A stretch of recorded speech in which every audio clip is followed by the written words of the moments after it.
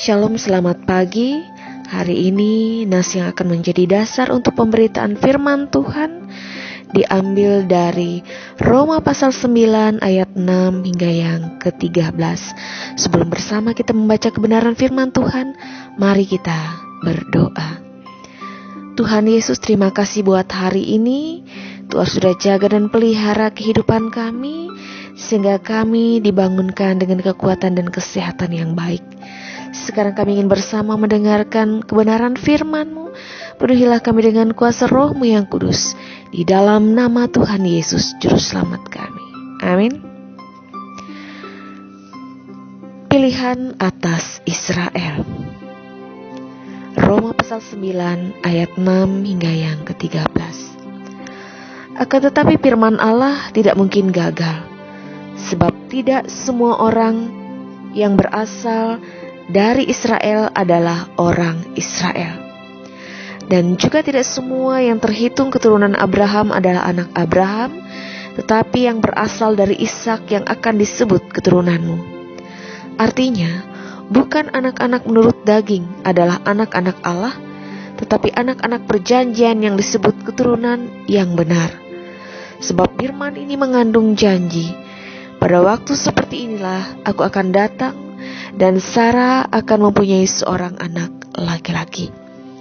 Tetapi bukan hanya itu saja, lebih terang lagi ialah Ribka yang mengandung dari satu orang, yaitu dari Ishak, bapa leluhur kita. Sebab waktu anak-anak itu belum dilahirkan dan belum melakukan yang baik atau yang jahat, supaya rencana Allah tentang pemilihannya diteguhkan, bukan berdasarkan perbuatan tetapi berdasarkan panggilannya, dikatakan kepada Ribka, anak yang tua akan menjadi hamba anak yang muda. Seperti ada tertulis, aku mengasihi Yakub tetapi membenci Esau. Amin.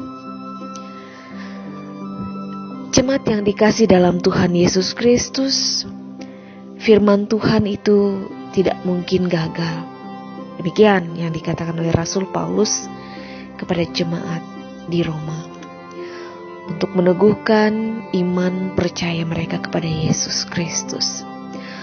Meskipun manusia sering gagal dan tidak setia kepada Allah, tetapi Allah tetap setia kepada manusia ciptaannya.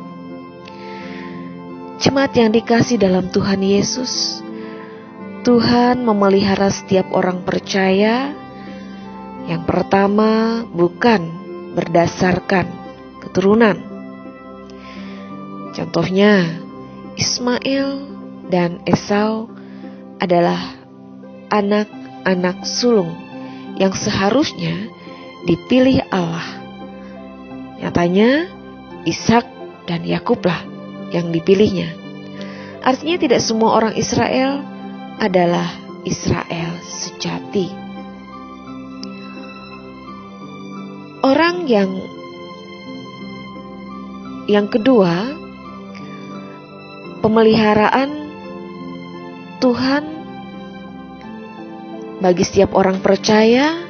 Yang kedua, bukan berdasarkan perbuatan manusia, melainkan anugerah Allah.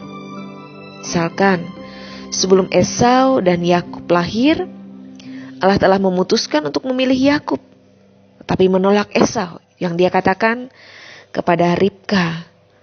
Dan ini tertuang di dalam ayatnya yang ke-12 dan yang ke-13 dalam firman Tuhan hari ini. Pemilihan ini didasarkan kepada kedaulatan dan kemurahan Allah semata, bukan berdasarkan perbuatan baik seseorang. Jadi, seseorang diselamatkan dan dipilih oleh Tuhan bukan karena jasa dan perbuatan baiknya, melainkan berdasarkan anugerah kemurahan Allah yang berkenan memilih orang tersebut.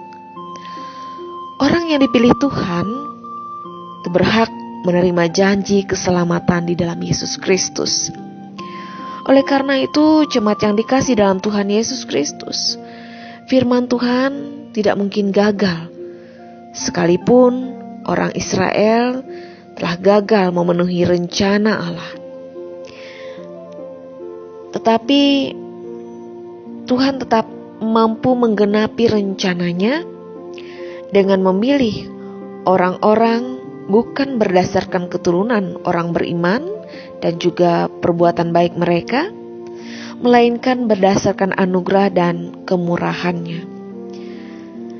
Bapak Ibu jemaat yang dikasihi dalam Tuhan, jika dilihat berdasarkan faktor keturunan, kita pun juga bukan keturunan Abraham, tetapi Allah telah memilih kita berdasarkan anugerahnya untuk percaya kepada Yesus Kristus. Jadi kita termasuk seorang yang sangat beruntung karena dipilih oleh Allah untuk itu semua. Kita beroleh anugerah keselamatan di dalam Yesus Kristus, meskipun kita tidak berasal dari Israel yang merupakan umat pilihannya. Karena kita sudah memperoleh keselamatan ataupun juga kesempatan untuk dipilih menjadi pengikutnya, kita beroleh anugerah keselamatan di dalam Dia, maka saya rasa sudah sepantasnya lah kita giat untuk belajar hidup kudus di hadapannya dan juga hidup benar di hadapannya. Dan itu semua adalah sebagai bentuk ucapan syukur kita bagi Dia.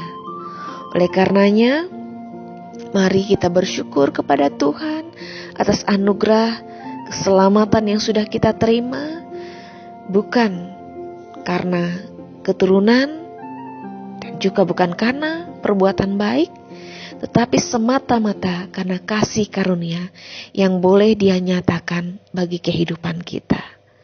Tuhan Yesus memberkati kita dan kebenaran firman-Nya. Amin. Kita berdoa. Terima kasih atas kebenaran firman-Mu hari ini Tuhan.